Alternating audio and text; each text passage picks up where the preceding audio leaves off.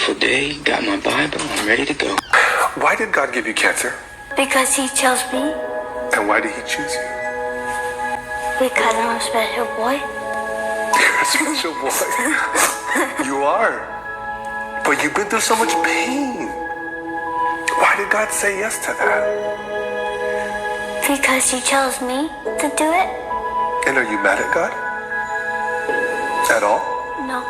Why? Because I'm glad that he chose me and not one of like Maddie or Emma. Why? Because then they're gonna have to go through this. Or you don't want them to?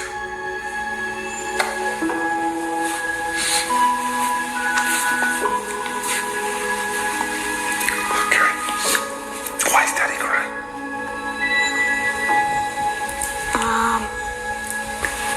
Because I have to go through this. I wish I was going through it.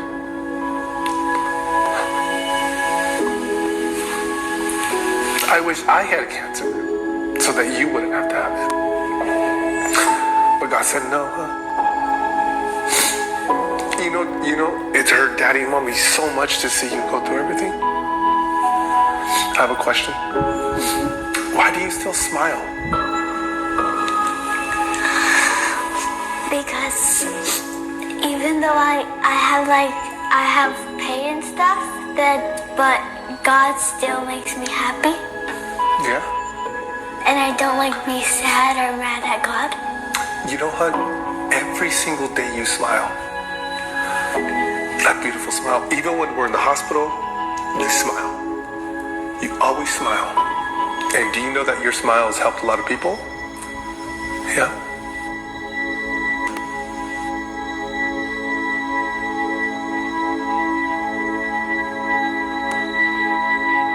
This pisses me off. But at the same time, there are certain parts of it I understand. I understand, and I can't get mad about the coping mechanism that is being utilized so that this child is not mentally and emotionally suffering at a higher degree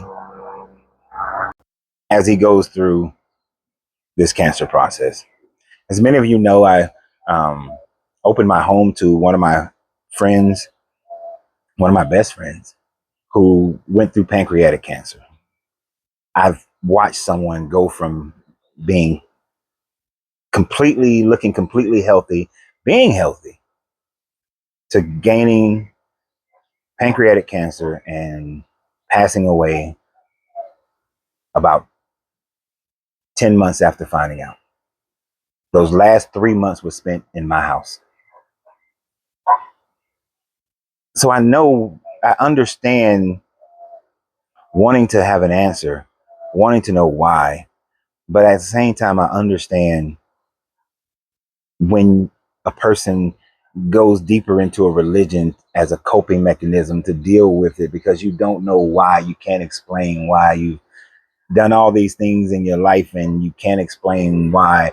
And then when it comes to a child, you can't explain why. Is it something that I did? Is it something that, the wife did? Is it something in nature? What is it? I need an answer. I need to know why. And to get caught up into your religion and say that, well, God gave this to me so he wouldn't give it to other people. It's not true, but it's a coping mechanism. The parents trying to mitigate this child's suffering, I understand. Not mad about that. But it's just simply not true. And the fact that this gentleman who is the creator of this video, not Holy Note, but the other person who was doing the interview, the fact that I wish I could have cancer so you wouldn't have cancer. I don't believe him for one bit. The fact that he's utilizing this young man's great spirit towards this whole situation as a means of proliferating this vile religion. Because it's a vile religion that says that God gave you cancer so that other people wouldn't have cancer. Or one of the popular things, God got you going through this so that you can be an example to other people of how to keep your faith and love in God while going through something as terrible as a child with cancer.